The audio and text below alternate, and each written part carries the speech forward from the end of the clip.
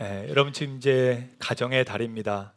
가정의 달 이 5월에 우리 성도들 가정마다 화목해지고 또 사랑이 있고 평강이 넘치는 우리 모든 가정들 될 수 있기를 예수의 이름으로 축복합니다.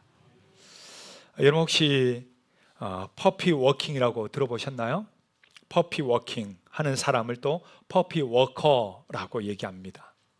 들어보셨어요? 아마 잘 모르는 분도 있을 것입니다. 언젠가 제가 TV를 보면서 시각장애인의 안내견 있죠. 시각장애인의 이 안내견을 훈련하는 학교가 나온 걸 이제 봤습니다. 이 어린 강아지, 그러니까 안내견이 될 강아지가 따로 있잖아요. 이 강아지들은 처음에 선발된 위탁 가정에 한 1년 정도 보내지게 돼요. 그래서 거기에서 1년 동안 가정에서 일반 생활들을 경험하며 훈련되고, 그리고 나서 훈련학교에 다시 오게 됩니다.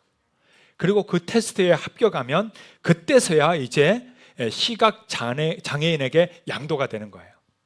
그러니까 보니까 이 안내견은 처음에 한 가정을 만났다가 그 다음에 두 번째 시각장애인 가정을 또 두 번째 만났다가 평생 봉사하고 마지막 이제 못하게 되면 그 안내견을 이제 마지막 끝에 받아주는 또 가정이 따로 있더라고요. 그러니까 세 가정을 거치게 되는 것을 보게 됩니다. 자, 이때 시각장애인의 이 안내견으로 만들어가는 이 처음 과정, 이거를 퍼피 워킹이라고 합니다. 장애인 보조견 교육 과정을 바로 사회화 가정을 만든다 해서 이거를 퍼피 워킹이라고 하고, 그 가정을 일컬어서 퍼피 워커라고 말을 합니다.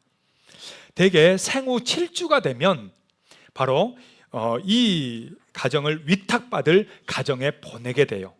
그래서 거기서 일반 가정에서 위탁을 받아 1년 동안 이 안내견을 훈련하면서 함께 지내게 됩니다. 이때 앞으로 살아가고 일해야 될 그 시각장애인의 그 가정과 비슷하게 실내생활, 대중교통수단, 공공장소, 숙박시설, 음식점 이런 데를 골고루 데리고 다니면서 훈련을 하고 적응하게 만드는 과정입니다.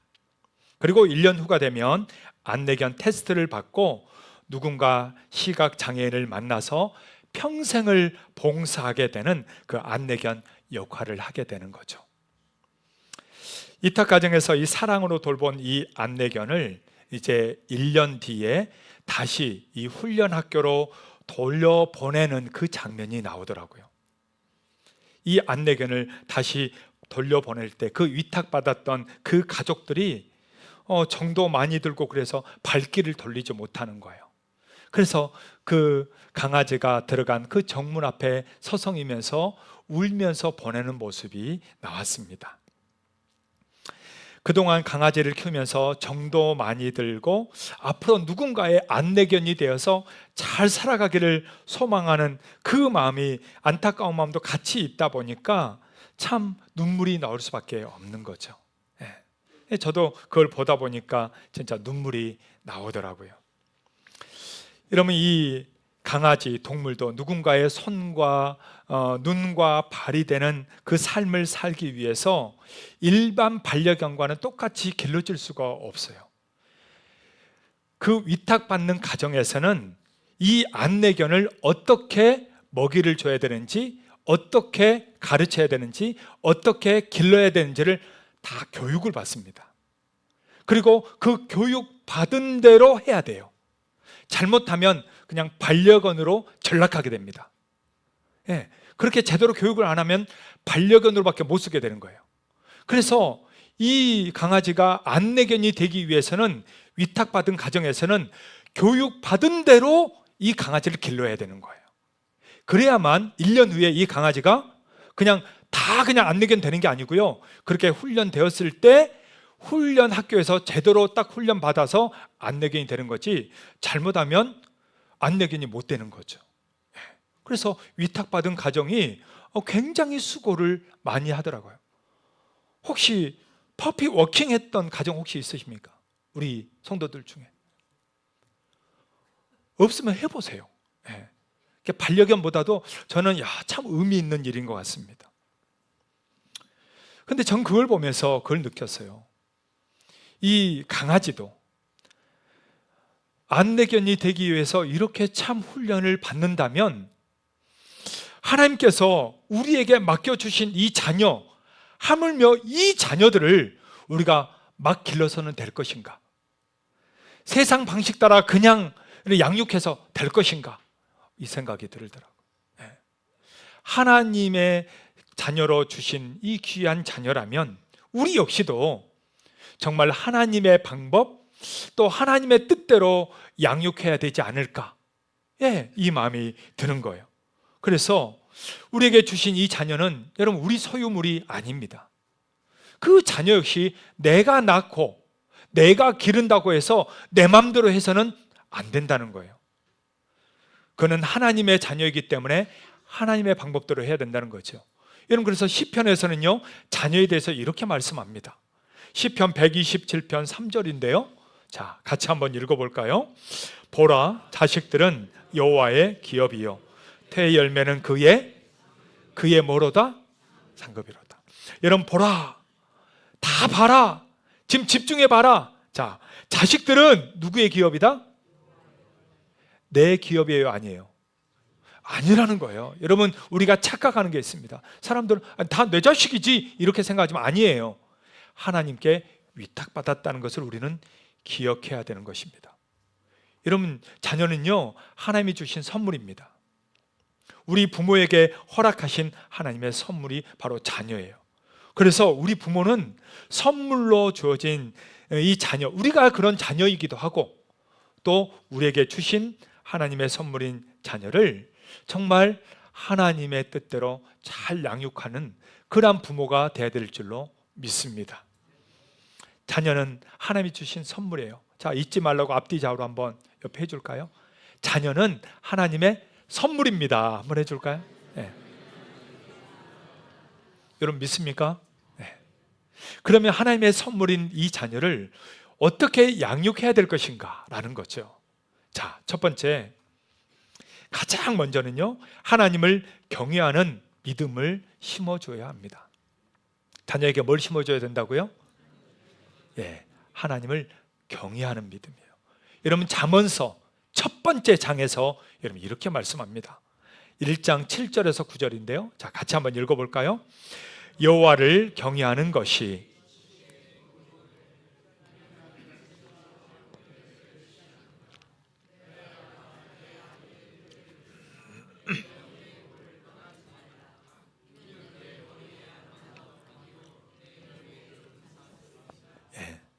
뭐가 지식의 근본이라고 말합니까?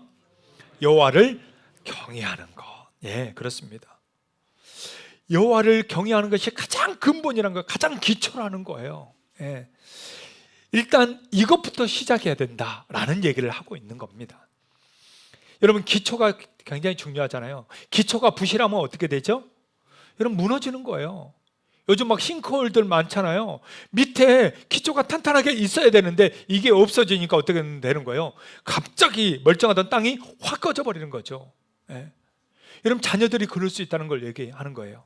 기초가 안 돼 있으면 언제든지 쓰러지고 넘어지고 거기에 있어서 정말 하나님 앞에서 돌아올 수가 없다는 것을 말해주는 것입니다. 그래서 이 기초가 뭐냐? 그것은 다른 게 아니라 바로 여호와를 경외하는 것이다 라는 거예요. 하나님을 경외하는 믿음, 이게 가장 기초 베이스가 된다라는 거죠. 여러분 탈무드에 이런 이야기가 있습니다. 러시아 장군이 이 예루살렘을 방문하게 돼요. 그러면서 이 예루살렘에 와서 그 환영식에 나가 인사말을 합니다. 제가 이 훌륭한 도시를 방문하게 된 것을 영광으로 생각합니다. 이 도시에서는 많은 현인들이 태어났고 앞으로도 많은 현인들이 태어날 줄로 믿습니다. 이런 말을 합니다. 그러자 거기에 있던 한 랍비가 이렇게 대답을 해요. 글쎄요, 제가 알기로는 이 도시에는 아기들만 태어납니다. 여러분 지금 이게 뭔 말인지 이해가 되세요? 네. 그러니까 훌륭한 사람은 선천적으로 태어나는 게 아니고 오히려 교육을 통해서 만들어진다는 말인 거죠. 네. 훌륭한 사람이 태어나는 게 아니고 태어난 애들이 훌륭하게 되는 거예요. 그 교육을 한다라는 것입니다.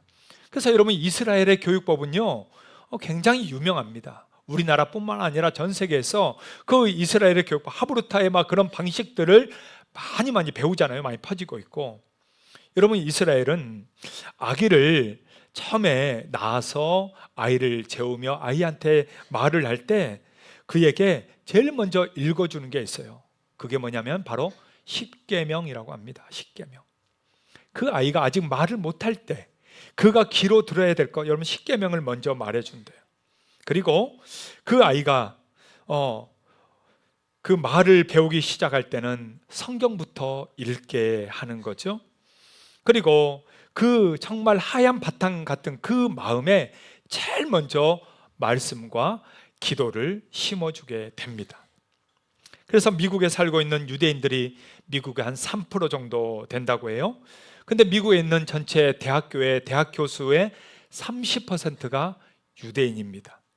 노벨 수상자 한 명 내기도 쉽지 않은데 노벨 수상자 중에 15% 이상이 유대인이라고 합니다. 그냥 우연히 나오는 게 아니죠. 그러다 보니까 유대인들의 교육은 전 세계적으로 정평이 나 있어요. 근데 그건 특별한 게 아니에요. 뭐냐면 아이들이 말을 배우기 전부터 십계명을 가르치고 성경을 가르칩니다. 아이들이 말하기 시작하면 말씀을 외우게 하고 하나님 앞에 기도하는 것부터 가르쳐 줍니다. 이 철저한 가정교육이 아이들을 세상으로부터 지켜주고 사단 마귀로부터 지켜준다라는 거죠. 이게 중요합니다. 처음부터 시작을 말씀으로 시작하는 거죠. 그래서 저도 웨딩스쿨 하면서 보니까 웨딩스쿨 할 때 처음 부부가 되잖아요. 그러면 거기에서 작정을 하게 합니다. 무엇이냐? 서로 같이 함께 가정 예배 드릴 시간, 함께 큐티할 시간을 작정을 하게 돼요. 몇 월, 며칠, 몇 시에 할 것인지 정하게 됩니다. 그 다음에 아빠들한테 알려줘요. 아이를 임신하게 되면 아빠가 반드시 성경을 읽어줘라. 아이에게 시편을 읽어주고 잠언서를 읽어주고. 그러니까 저도 아이를 임신했을 때 그때 제가 읽어줬거든요. 그때 교육받았던 게 그거예요. 아이가 엄마와 아빠의 목소리 중 누구의 목소리를 더 잘 듣는가? 여러분 누구의 목소리일까요? 잘 모르시네요. 알아야 돼요. 우리 할머니 할아버지들도 알아야 됩니다. 아이들이요 아빠의 목소리를 더 잘 듣습니다. 아빠의 이런 중저음 쭉 가는 거 있잖아요. 이 중저음이 이렇게 파장이 길어서 아이들의 뱃속까지도 더 잘 들리는 게 엄마의 소리보다는 아빠의 소리래요. 그래서 아빠가 그 배에 대고 성경을 읽어주는 거예요. 그래서 제가 그렇게 가르쳐줬어요. 웨딩스쿨 할 때마다 아빠가 항상 기도해줘라. 그리고 시편을 읽어줘라. 잠언서를 읽어줘라. 이렇게 성경을 읽어주라고 가르쳐줍니다. 그러니까 많이들 잘하고 있더라고요. 너무 감사하죠. 여러분 그렇습니다. 우리는 자녀들에게 무엇을 많이 말하고 있습니까? 여러분 가정에서 자녀들과의 대화의 내용에 어떤 부분을 많이 말하고 있으세요? 공부 얘기, 학교 얘기, 직장 얘기, 돈 버는 얘기, 여러분 혹시 이런 얘기를 많이 하고 있지는 않습니까? 어릴 때부터 여러분 우리가 더 많이 얘기해야 될 거는 그것보다는 말씀이에요. 만약 학원 얘기, 학교 얘기를 한 번 했다면 말씀을 3번 얘기해야 돼요. 이게 바꿔버리면 안 돼요. 바뀌면요 세상적으로 가기 너무 쉽습니다. 3대1의 비율로 아이에게 하나님의 말씀을 3배를 더 많이 말해줘야 돼요. 그래야 이 아이가 바르게 자라갈 수가 있습니다. 여러분 부모가 언제까지 쫓아다닐 수 없다는 거 다 알잖아요. 여러분 우리 애를 우리가 지킬 수 있어요? 없어요? 없어요. 어떻게 지켜요? 나갔다가 들어온 게 부모하고 같이 있는 시간보다 밖에 있는 시간이 더 많은데 그 아이를 결국 지켜주는 것은 그 안에 심어진 여러분 말씀밖에 없어요. 바른 길을 갈 수 있도록, 정도를 걸어갈 수 있도록, 세상의 모든 그 유혹과 미혹으로부터 지켜줄 수 있는 거, 여러분 그것은 말씀밖에 없는 거예요. 말씀밖에. 그러니까 그가 세상에 어디에서 무슨 일을 할지라도 하나님이 지켜줘야 그 인생이 바르게 살 수 있지 않겠어요? 곧 우리가 자녀들을 다른 것보다도 하나님을 경외할 수 있도록 가르칠 수 있는 그러한 우리 부모, 가족들 될 수 있기를 축복합니다. 우리 앞뒤자로 이렇게 한번 얘기해 주세요. 먼저 하나님을 경외하게 가르칩시다. 한번 할까요? 네. 두 번째로 자녀를 어떻게 양육해야 할까요? 두 번째는요, 자녀를 노엽게 하지 말아야 됩니다. 뭐 하지 말라고요? 네, 노엽게 하시면 안 됩니다. 에베소서 우리가 읽었던 6장 4절 앞부분에 보니까 이렇게 말씀해요. 자, 다 같이요. 또 아비들아 너희 자녀를 뭐하게 하지 말고? 네, 노엽게 하지 말고. 노엽게 하다라는 이 말은 8월 기조라는 단어예요. 이 뜻은 뭐냐면 바로 같이 화나다는 거예요. 같이 화난다. 그러니까 부모가 화를 내면서 애도 어떻게 되는 거예요? 같이 화나는 거예요. 부모가 감정적으로 얘기하니까 애가 어떠는 거예요? 감정이 끌어오르는 거죠. 이게 부딪힌다라는 것입니다. 그러니까 자녀에게 있어서 감정적으로 쏟아내지 말라는 얘기예요. 그렇게 하지 말라는 얘기입니다. 여러분, 자녀가 잘할 때 화내는 사람은 없을 거예요. 잘할 때는 아유 우리 새끼 뭐 이러면서 아마 다 좋아할 거예요. 그런데 자녀가 잘못할 때, 내 마음에 안 들 때, 내 말을 안 들을 때, 생각하지 않은 일들이 있을 때, 그때 어떻게 되는 거예요? 그때 문제가 되는 거예요. 그때 부딪히게 되고, 그때 감정이 충돌하게 되고, 그때 어떻게 돼요? 노엽게 돼요. 화를 낸다는 거예요. 같이 화를 낸다. 예. 그래서 이런 비뚤어진 경우가 많아요. 부모와 자식 간의 마음이 틀어져 버리고, 예. 그리고 얘가 삐뚤게 다르게 가고 자기 마음대로 가고 이제 부모님과는 상관없이 살고, 여러분 이렇게 정말 비정상적인 가정들이 요즘에 너무너무 많습니다. 그렇다고 해서 우리가 포기해서는 안 되잖아요. 만약 정말 자녀하고의 그렇게 부딪혔거나 감정이 좀 틀어졌거나 뭔가 이렇게 안 맞는 경우가 있다면 이런 부모가 먼저 회개하시길 바랍니다. 자녀한테 먼저 부모가 뭐 하라고요? 회개해야 돼요. 왜냐하면 여러분 반드시 그거를 얘기해야 됩니다. 그거를 하나를 감정을 틀어놓고 아무리 잘해줘도요, 여러분 그것은 그대로 있는 거예요. 여러분도 똑같잖아요. 누가 나한테 시비 걸었고 기분 나쁘게 해놓고 그 다음에 나머지 계속 잘해준다, 여러분 그럼 그게 없어져요? 아니요. 그때 그거는 그대로 남는 거예요. 그때 나한테 이렇게 했잖아, 그때 나한테 화냈잖아, 여러분 이 감정은 그대로 있는 거예요. 그래서 그때 그 사건을 얘기를 하고 그거를 용서를 빌어야 되는 거예요, 부모가. 그래야 그게 그 노엽게 했던 마음들이 풀어지는 겁니다. 네, 풀어지는 거예요. 그래서 전에 저도 애가 뭔가 잘못해서 제가 화낸 적이 있거든요. 근데 또 그럴까봐 아주 조금 과장해서 좀 더 화를 내서 좀 더 열받은 척, 좀 더 화난 척 하면서 애를 혼냈단 말이에요. 그러니까 이제 그 다음부터 어떻게 되느냐, 애가 잘하는 게 아니고 애가 어떻게 된 거예요? 나를 보면 샥 피해가는 거예요. 예. 분명히 들어오면은 온 것 같은데 자기 방으로 팍 피해. 왜 그렇게 되는 거예요? 감정이, 사람의 감정이랑 여러분 다 똑같은 거예요.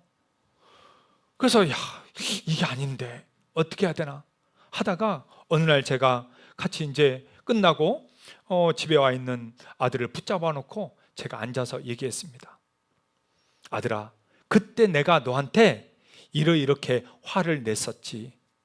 내가 그때 네가 다시는 그러면 안 될 것 같아서 내가 더 화를 냈지. 근데 내가 진짜 그건 잘못했다, 내가 미안하다, 나 사과를 했어요. 그리고 이렇게 얘기했습니다. 아빠를 좀 용서해 줄래? 라고 물어봤어요. 네, 아빠 좀 용서해 줄래? 물어봤어요. 그랬더니 애가 뭐라고 했을까요? 흥 했을까요? 애가요 일어나더니 제 등을 이렇게 두드리더라고요. 아빠 괜찮아? 이게 뭐지? 괜히 했나? 네.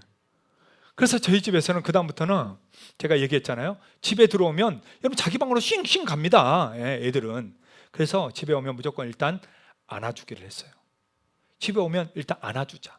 집에 안에 누가 있든 간에 집에 들어오면은 지방으로 싹 가지 말고 먼저 안아주고 그 다음에 가방 벗고 뭐 손도 씻고 이렇게. 예. 그래서 지금은 저희 집은 들어오면 일단 먼저 안아주기부터 합니다. 예. 그래서 지방으로 쏙 가는 일은 없어요. 다행히. 이거 뭔가 이렇게 그래도 소통이 되는 거죠. 그래서 가정 예배도 하고 그렇습니다. 여러분 혹시나 자녀를 노엽게 한 적이 있다면요, 여러분 사과하셔야 돼요. 그리고 용서를 구해야 돼요. 아빠를 용서해 줄래?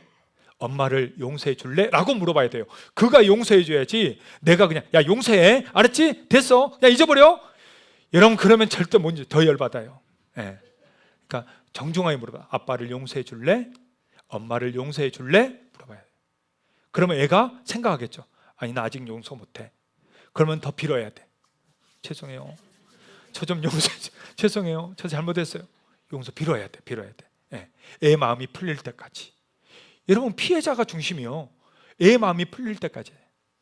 자녀의 마음을 노엽게 했다면 그 노여운 마음이 풀려야만 관계가 다시 회복되는 거예요. 예. 그냥 덮어놓고 그냥 살고 그냥 너 알아서 살아 이러면 안 돼요. 예. 왜냐하면 자녀는요 내 소유물이 아니기 때문입니다. 그렇게 해야 되는 이유는 자녀는 부모의 소유물이 아니에요.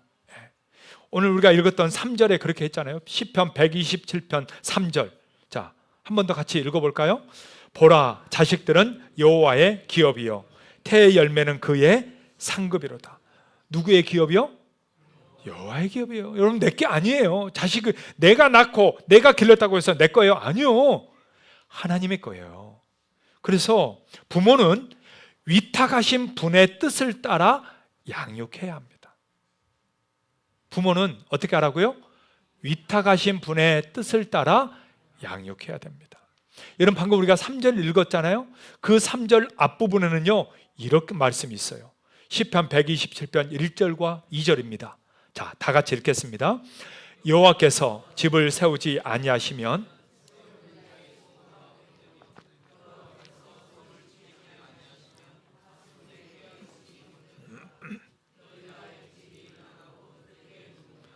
수고의 떡을 먹음이 헛되도다. 그러므로 여호와께서 그의 사랑하시는 자에게는 잠을 주시는도다. 예. 여러분 지금 이 1, 2절 우리가 아는 말씀이잖아요. 그 다음이 바로 3절이요. 자식은 이런 거예요. 그러니까 이 자식에 대한 거 이 앞에서 지금 뭔 얘기를 하는 것이냐? 여호와께서 자식을 지키지 않으면 헛되다 이 말이에요. 헛되다. 예. 자식은 여호와의 기업이다라는 거예요. 여러분 이 시편 127편이 가장 지혜롭다고 하는 지혜의 왕 솔로몬의 시입니다. 솔로몬의 시예요. 솔로몬을 통해 하나님이 바로 이 말씀하는 거예요. 네. 여호와께서 자식을 지켜야 된다. 그 자녀는 여호와의 기업이다. 내 게 아니다. 그래서 어떻게 하라? 노엽게 하면 안 된다는 거예요. 두 번째로 노엽게 하지 말아야 될 이유는 하나의 고귀한 인격체이기 때문입니다. 여러분 자녀도요 그의 인격이 있는 거예요. 그의 인격체로 우리가 대우하고 양육하고 보호해줘야 됩니다. 어느 입양아가 이런 말을 하더라고요. 자동차를 팔아도 AS, 애프터 서비스를 하잖아요. 그런데 내 아빠는 자식만 낳아놓고 내 엄마는 태어나게 해놓고 그 다음에 책임지지 않았어요. 이런 말을 하더라고요. 얼마나 가슴 아파요. 그러니까 여러분 자녀에게 있어서 끝없는 관심과 사랑, 양육 내게 아닌 하나님의 자녀로서 해야 될 줄로 믿습니다. 세 번째로 우리는 자녀를 어떻게 양육해야 될 것인가? 주의 교훈과 훈계로 양육해야 됩니다. 뭘로 양육하라고요? 네, 주님의 교훈과 훈계로 양육하는. 우리가 읽었던 4절 하반절이 바로 이 말씀이거든요. 오직 뭘로 양육하라고요? 주의 교훈과 훈계로 양육하라. 여러분 우리 속담 중에 3살 버릇 언제까지? 여든까지 간다는 말이 있어요. 아이들에게 아직 미성숙한 부분이 있다는 거예요. 그것 때문에 우리가 해야 될 일이 있다는 거예요. 부모가 해야 될 일이 있습니다. 그걸 잠언서 22장 6절은 이렇게 말씀합니다. 자, 같이 읽겠습니다. 마땅히 행할 길을 아이에게 가르치라. 그리하면 늙어도 그것을, 여러분 아멘입니까? 네. 마땅히 행할 길을 아이에게 뭐 해야 되는 거예요? 가르치는 거예요. 잠언 22장 15절에서도 이렇게 말씀합니다. 자, 같이 읽겠습니다. 아이의 마음에는 미련한 것이 얽혔으나 징계하는 채찍이 이를 멀리 쫓아내리라. 29장 15절도 한번 같이 읽을까요? 채찍과 꾸지람이 지혜를 주거늘 임으로 행하게 버려둔 자식은 어미를 욕되게 하느니라. 예. 여러분 미국 속담에도 이런 게 있습니다. 오늘 바르게 교훈하고 단련하지 못한 어린이는 내일의 죄수가 된다. 예. 그러니까 가정에서 하나님의 말씀으로 바르게 가르치지 않으면 범죄자로 갈 확률이 높다라는 거죠. 실제 미국의 하버드 대학에서 불량 청소년들을 대상으로 이렇게 조사를 했어요. 성격 형성에 미치는 원인 했더니 92%가 가정교육이 잘못됐다고 나왔어요. 뭐냐면 이 90% 넘는 학생들이 자기가 잘못했을 때 부모님이 야단치지 않았다는 거예요. 또는 야단칠 부모님이 없었다는 거예요. 계속 반복하다 보니까 이렇게 돼버렸다는 거죠. 예. 미국의 저명한 작가인 윌터 방게린이 자기의 책에다 쓴 내용입니다.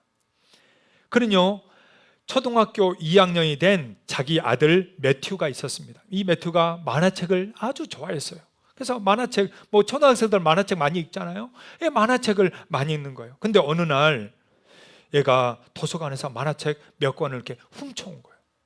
집에서 훔쳐온 거예요. 그래서 아버지가 이 아들을 꾸중합니다. 예. 왜 그걸 훔쳤냐? 그러니까 뭐라고 하면서 애를 데리고 다시 도서관으로 가요. 그래서 그 책을 훔쳤다고 얘기하고 다시 돌려줄 때 그 도서관장도 이 아이를 혼냅니다. 그러지 말라고.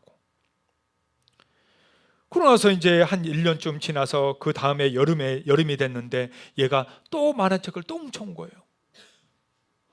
그리고 이제 또 혼내고 그 다음에도 또 만화책을 또 훔쳐온 거예요.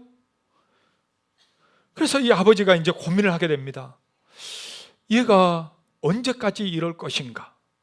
어떻게 해야 될 것인가? 고민하다가 더 이상 문제를 가만두면서는 안 되겠다 싶어서 아들을 손을 잡고 자기 서재로 끌고 들어갑니다. 그러니까 단둘이 거기에 있으면서 애한테 이렇게 얘기하는 거예요. 매튜야, 아빠는 아직까지 너를 때린 적이 한 번도 없었다. 그런데 오늘은 너에게 도둑질이 얼마나 나쁜 일인가를 제대로 가르쳐줘야 되겠다. 이러면서 애를 이렇게 때린 거죠. 혼낸 겁니다. 호되게 때렸습니다. 그래서 애가 뭐 아프니까 이제 막 우는 거죠. 엉엉 울고. 그 애를 이제 놔두고 너 여기서 좀 혼자 반성 좀 하고 있어. 아빠 잠깐 나갔다 올 테니까 너 반성하고 있어. 이러고 아빠가 나가서 화장실 갔다 왔어요. 화장실 가서 그 아빠가 정말 애를 때린 것 때문에 사실 너무 많이 울었습니다. 그리고 세수하고 다시 서재로 돌아왔어요. 좀 몇 년이 지났어요. 매튜가 어머니하고 단둘이 자동차로 가면서 지난 얘기를 하다가 이 얘기를 하게 됩니다. 엄마, 나는 아버지와의 그 일 이후에 다시는 내가 도둑질을 안 했어요. 그리고 앞으로도 결코 도둑질 안 할 거예요 라고 말하는 거예요. 그러자 엄마가 이렇게 말합니다. 그때 너 아빠한테 매 맞은 게 그렇게 아팠어? 라고 묻습니다. 그러자 매튜가 이렇게 대답합니다. 엄마, 그게 아니야. 나 그때 아빠가 우는 소리를 들었어. 아빠가 우는 소리를 들었어. 그 소리를 듣고 다시는 안 하겠다고 애가 마음을 먹었다는 거죠. 여러분, 일본 아이들이 제일 많이 듣고 자라는 말이 무슨 말인가? 남에게 폐해를 끼치지 말라라는 얘기입니다. 그래서 일본은요, 공중도덕을 잘 지키는 그런 나라 중에 하나잖아요. 미국 아이들이 가장 많이 듣는 얘기가 뭘까요? 미국 아이들은요, 남에게 좀 나눠줘라 이 말을 많이 듣고 자란다고 해요. 그래서 기부를 정말 기부 문화가 많은 나라가 미국이죠. 여러분, 그러면 우리나라 애들이 제일 많이 듣는 말이 뭘까요? 여러분 집에서 제일 많이 한 얘기 좀 얘기해 보세요. 우리나라가 가장 애들이 많이 듣는 얘기가 뭘까? 여러분 그 말이 이 말이랍니다. 기죽지 말아라. 기죽지 말아라. 예. 저도 가만 생각해보니까 그 생각이 나요. 기죽지 말아라 이 말을 했던 게 생각이 납니다. 그러다 보니까 애들이 기가 세죠. 예. 그래서 밖에서 애들이 뭐 잘못하고 있어도요, 여러분 어른들이 함부로 말 못해요. 말했다가 무슨 공경을 당할지 몰라서 여러분 애들 몰려 있으면요 무서워요. 무서워. 말도 못해요. 예. 여러분 우리 아이들이 물론 기죽어서는 안 되죠. 예. 그렇다고 해서 여러분 기가 세져서도 안 되잖아요. 우리가 남을 사랑하고 배려할 줄 아는 아이로 자라가야 되지 않겠어요? 그냥 기죽지 말라고 해놓으니까 너무 그냥 이기적으로 개인주의적으로 자라가는 오늘날 우리나라의 모습을 보게 됩니다. 사랑하는 여러분, 우리가 기억해야 될 것은 무엇입니까? 아이들에게 뭘 먼저 여러분은 심어주고 있습니까? 하나님을 경외하도록 가르치기를 축복합니다. 그들을 노엽게 하지 말고 인격적으로 함께 대화하시기를 바랍니다. 그리고 그 아이들로 하여금 주의 이 말씀과 교훈으로 양육해서 이 아이가 어느 땐가는 내 품에서 떠날 때 하나님이 그의 보호자가 되고 하나님이 그를 지켜주고 말씀대로 멋지게 살아가는 인생이 될 수 있도록 주의 교훈과 훈계로 양육하는 그런 우리 모든 가정들 될 수 있기를 예수의 이름으로 축복합니다. 할렐루야. 우리 다 같이 일어나셔서 함께 우리 아이들을 축복하는 마음으로 이 찬양을 합시다. 찬송가 563장입니다. 우리 다 같이 박수 치면서 함께 찬양하겠습니다. 예수 사랑하시는 성경에서 배웠네. 우리들은 약하나 예수 권세 많도다. 날 사랑하신 날 사랑하신 성경에 쓰였네. 나를 사랑하시고 나의 죄를 다시소 하늘 문을 여시고 들어가게 하시네. 날 사랑하신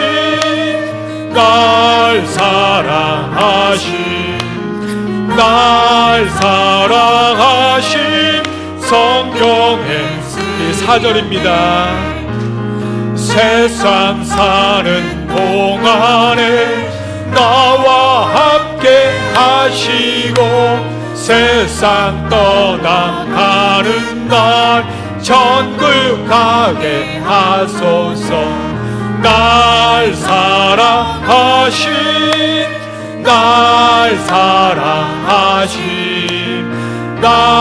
사랑하신 성경에 쓰였네. 할렐루야. 여러분 우리 같이 한번 기도합시다. 하나님, 참 우리가 세상적으로 그냥 양육하고 기르고 말 때가 얼마나 많은지 모릅니다. 그냥 감정 따라 혼내고 감정 따라 뭐라 하고 그냥 이렇게 내 생각대로 이리저리 치우칠 때가 얼마나 많았는지 모릅니다. 하나님, 다른 것이 아닌 이제는 우리의 가정이, 우리의 자녀들, 우리 손자 손녀들까지 하나님을 경외하는 자녀가 되게 하여 주시옵소서. 우리가 노엽게 하지 않게 하여 주시옵소서. 정말 주의 말씀이 그들 안에 들어가서 주의 교훈과 훈계로 자라가는 우리의 가족, 우리의 자녀들 되게 하여 주시옵소서. 우리 같이 마음 가지고요, 주여 한번 부르고 함께 기도할까요? 주여. 오 하나님 아버지, 우리의 사랑하는 자녀들, 우리의 가족들, 세상의 이치, 세상의 판단 따라 우리가 양육하는 것이 아니라 하나님의 말씀, 정말 주를 경외하는 자들로 양육하게 인도하여 주시옵소서. 오 하나님 아버지, 자녀를 노엽게 하지 않게 하시고 주의 교훈과 말씀으로 양육해서 정말 우리의 자녀들이 정말 아버지의 사랑, 아버지의 은혜로 살아갈 수 있게 역사하여 주시옵소서.